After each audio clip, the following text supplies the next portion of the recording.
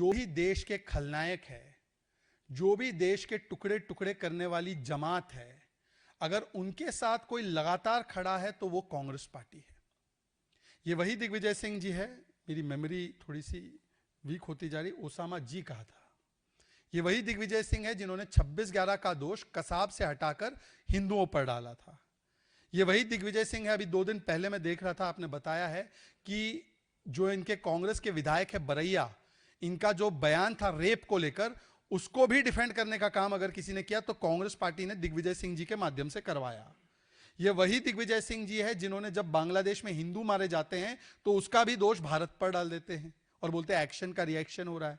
ये वही दिग्विजय सिंह जी है जो एक्सपर्ट बन के मोहनचंद शर्मा जी की शहादत बलिदान पर सवाल खड़े करते हुए बाटला हाउस के टेररिस्ट के लिए खड़े हो जाते हैं। अब वो दिग्विजय सिंह जी, उनको जिन्ना को इस प्रकार से प्रस्तुत करना है कि जिन्ना तो विलन नहीं था देश के बंटवारे का, वीर सावरकर जी थे। तो वीर सावरकर जी के विषय में इंदिरा जी ने क्या लिखा है, दिग्विजय सिंह जी जाकर पढ़ लीजिए। वीर सावरकर जी के बारे में यशवंतराव चौहान जी से लेकर शरद पवार जी ने क्या लिखा है, जरा पढ़ लीजिए। और बाकी तो कुछ नहीं, फोटोग्राफी और वाइल्ड लाइफ का दिग्विजय सिंह जी और उद्धव ठाकरे जी दोनों को शौक है। उद्धव जी से काफी मिलते जुलते भी है। तो एक बार दिग्विजय सिंह जी आप उद्धव जी से पूछ लीजिए कि वीर सावरकर जी ने देश का बंटवारा करवाया था। मतलब जिन्ना ने जो पाप किया, जिन्ना ने जो दुष्कर्म किया, आज जिन्ना को बचाने के लिए कांग्रेस पार्टी हमारे महाराष्ट्र के और पूरे देश के राष्ट्रवादी सपूत वीर सावरकर जी का अपमान कर रही है। महाराष्ट्र की जनता भी देख रही है, उद्धव जी भी जो उनसे अभी थोड़ा समर्थन लेने की फिराक में, वो भी देखें।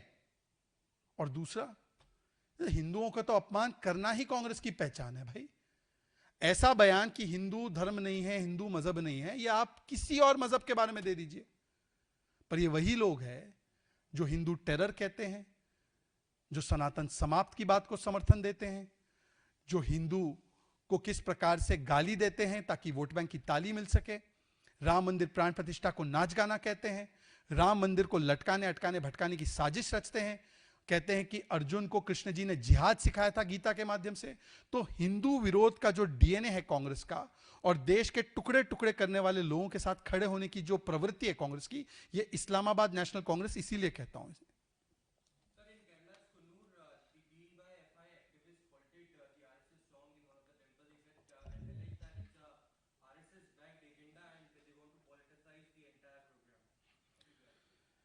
See, under the left government in Kerala, there is a competition of Tushtikaran.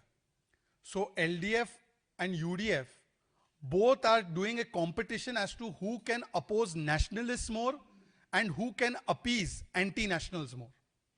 The same left and its ecosystem, because it's part of the larger ecosystem of left, they have given platform to Hamas. They have given platform to Jamaat. They have advocated and cried for PFI. They have given advocacy for convicted terrorists. But when it is Bharat Mata, they say Bharat Mata should have no place in the program. When it is a Geet, a Gaan, which is only praising Ma Bharati, then they are saying that that song praising Ma Bharati should not be there. They oppose Vande Mataram also. They oppose national song also. So this is nothing surprising that the LDF and its ecosystem, which goes in front of PFI, Jamaat and Hamas, which orchestrates the Sabrimala gold loot and ghee loot, which has an anti-Hindu mindset in its very existence, now is also opposing nationalists. So nationalists are barred and anti-nationals and Tukde gang is platformed. That is the model of the left government, but even of the UDF in Kerala. एक पंजाब आ रहा। देखिए, पंजाब सरकार भगवंत मान जी द्वारा जो सरकार नाम में संचालित है और असलियत में उसके सुपर मुख्यमंत्री अरविंद केजरीवाल है, उनको एक करारा तमाचा सुप्रीम कोर्ट ने दिया है। क्योंकि जिस प्रकार से पंजाब केसरी, जो एक बहुत ही प्रतिष्ठित समूह है, पर यह केवल पंजाब केसरी का विषय नहीं है, दरअसल यह विषय लोकतंत्र के चौथे स्तंभ मीडिया की स्वतंत्रता का है। इस समूह की क्या गलती थी? इस समूह ने केवल एक फैक्चुअल रिपोर्ट जारी की पंजाब सरकार और केजरीवाल के भ्रष्टाचार को लेकर, और उसके ऊपर इस प्रकार की कार्रवाई की गई। एक नहीं, दो नहीं, 10 स्टेट की एजेंसीज ने धावा बोल दिया, पेपर को किसी प्रकार से बंद करवा दिया जाए, इसके लिए हर संभव प्रयास किया गया। और अब सुप्रीम कोर्ट ने इस पूरी प्रक्रिया पर रोक लगा दी। यह करारा तमाचा है, जो कुठाराघात करने की कोशिश थी मीडिया पर। यह इमरजेंसी 2.0 है। ये भगवंत मान जी और केजरीवाल बदलाव की राजनीति बोलकर आए थे, ये बदले की भावना में झुलझ रहे हैं। और केवल पंजाब केसरी नहीं है, ये आग पंजाब केसरी तक नहीं लगी है।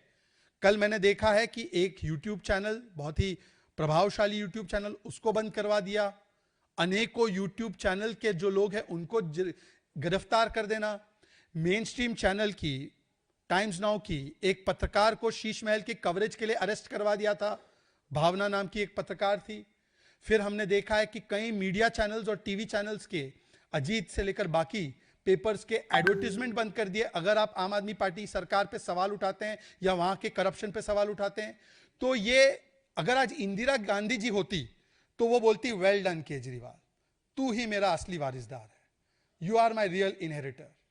मतलब राहुल जी भी करते हैं थोड़ी थोड़ी डिक्टेटरशिप, पर फुल डिक्टेटरशिप अगर देखनी है तो केजरीवाल जी, आपने हमें बहुत प्राउड महसूस कराया है।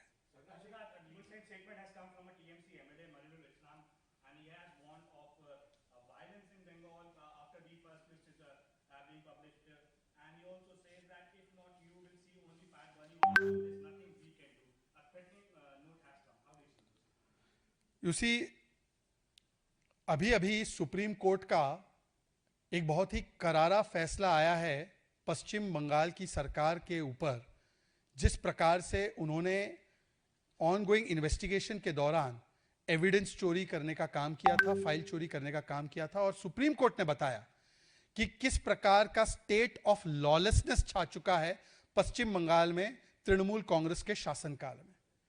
और आज इसी बात को अगर आप देखेंगे इस दृष्टिकोण से, जिस प्रकार की धमकी टीएमसी के एक चुने हुए विधायक जो संविधान की शपथ लेते हैं, वही धमकी दे रहे हैं एक संवैधानिक संस्था को। A person who has sworn oath on the constitution is now instigating the most reprehensible violence against a constitutional body. This has become a pattern of TMC. क्योंकि आप देखिए, अब ममता बनर्जी खुद का बयान है इलेक्शन कमीशन के खिलाफ कि दंगे हो जाएंगे। अभिषेक बनर्जी का बयान है। फिराद हकीम सबसे करीबी माने जाते हैं, वो कहते हैं हाथ पैर तोड़ देंगे ईसी के। एक इनके एक और नेता है टीएमसी के विधायक, वो बोलते हैं डंडे इस्तेमाल करिए ईसी के खिलाफ।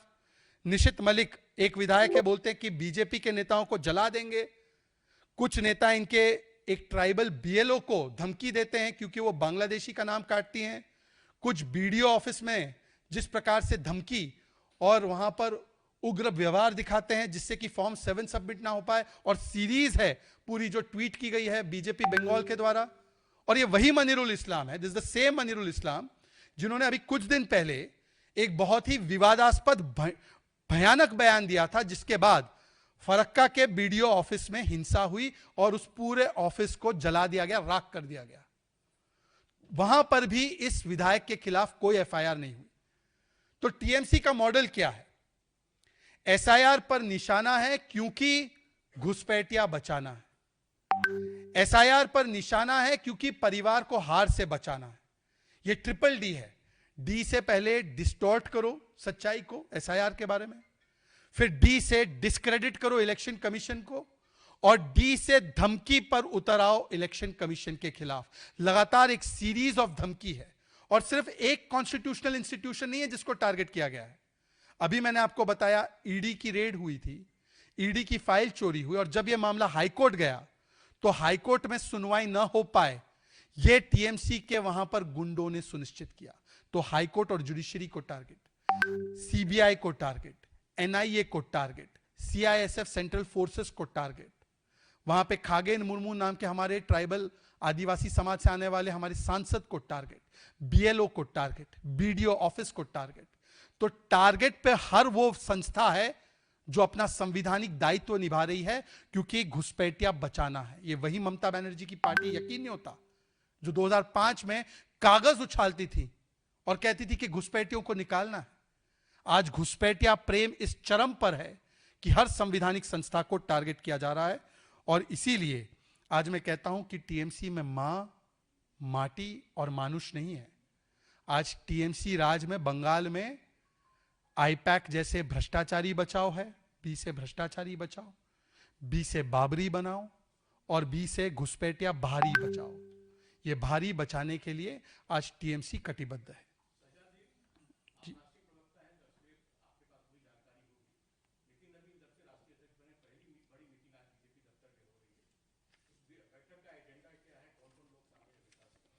ये जो भी संगठनात्मक बैठकें हैं, आमतौर पर हमारी पार्टी उन बैठकों के बाद विस्तृत रूप से जो उस बैठक में शामिल है उनके माध्यम से प्रेस वार्ता करा के या प्रेस नोट जारी करके सारी डिटेल्स शेयर करेगी। हमारी तो वैसे भी पार्टी इंस्टीट्यूशनली चलती है, कोई किचन में तो चल नहीं रही है जनपद के, तो सब कुछ दिखाई देगा, सामने भी आ जाएगा।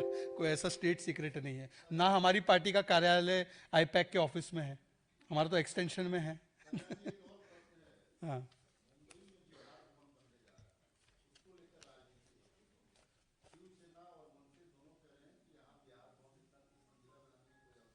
मुझे इसके बारे में जानकारी नहीं है, ये कौन बना रहा है, कहाँ बना रहा है। मैं जानकारी प्राप्त करके अमुज जी इस पे आपसे रूबरू होऊंगा।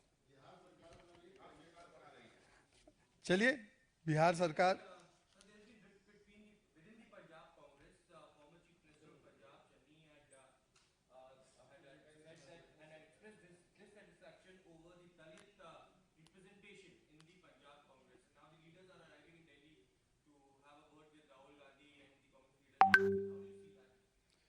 देखिए, जितनी आबादी उतना हक देने वाले राहुल गांधी जी के सिद्धांत और हाथी के दांत खाने के अलग, दिखाने के अलग। मतलब एक प्रिंसिपल दिखाने के लिए और दूसरा प्रिंसिपल चलाने के लिए। भाई राहुल जी, आप तो एससी, एसटी, ओबीसी, जाति, जनगणना, इन विषयों को लेकर बड़े मुखरता से बोल रहे थे। तो भाई जिस स्टेट में, जो मेरी जानकारी है, एससी, एसटी, एससी समाज की तो बहुत वहाँ पे जनसंख्या है, तो वहाँ पर तो लागू होना चाहिए था जितनी आबादी उतना हक। और अगर आप ही के मुख्यमंत्री चन्नी जी, जो अनुसूचित जाति समाज से भी आते हैं, अगर वही कह रहे हैं कि भाई यहाँ पर हमें न्याय नहीं मिल रहा, तो आप तो पार्टी के भी जननायक नहीं है भाई। अब जननायक टाइटल तो चुरा लिया था आपने कर्पूरी जी से, भाई पार्टी में भी आप जो है जननायक वाला, सामाजिक न्याय वाला काम नहीं कर पा रहे। तो मुझे लगता है कि चन्नी जी ने राहुल गांधी जी के सिद्धांतों में और शब्दों में और करनी और कथनी में कितना गैप है, कितना अंतर है, इसको एक्सपोज करने का काम तो किया ही है। और जहां तक इंटरनल इनफाइटिंग है, भाई बताइए कि कांग्रेस की कौन सी ऐसी यूनिट है जहां पर इंटरनल इनफाइटिंग नहीं है। भाई केंद्र में राहुल कांग्रेस बनाम प्रियंका कांग्रेस, पंजाब में पहले था सिद्धू कांग्रेस बनाम अमरिंदर जी कांग्रेस, अब वहां पे आजकल जो है राजा वड़िंग कांग्रेस वर्सेस चन्नी कांग्रेस, बाजवा कांग्रेस। फिर आप देख लीजिए हरियाणा में हुड्डा कांग्रेस वर्सेस सेल्जा कांग्रेस। फिर आप आइए हिमाचल में तो प्रतिभा कांग्रेस वर्सेस सुक्कू कांग्रेस। फिर आप आइए कर्नाटका में तो डीके शिव कुमार वर्सेस सिद्धरमैया कांग्रेस। फिर आप आइए तमिलनाडु में तो मणिकम कांग्रेस वर्सेस ज्योतिमणि कांग्रेस वर्सेस कांग्रेस प्रवीण चक्रवर्ती। तो कांग्रेस वर्सेस कांग्रेस, कांग्रेस अपने खिलाफ ही लड़ती रहती है। और ये टुकड़े टुकड़े कांग्रेस है। ये आईएनसी का मतलब है आई नीड कंफ्यूजन। ये कंफ्यूज्ड पार्टी है। नेता इनका अगर राहुल गांधी नेतृत्व करेंगे तो यही होना है, हर जगह कांग्रेस टुकड़े टुकड़े होगी।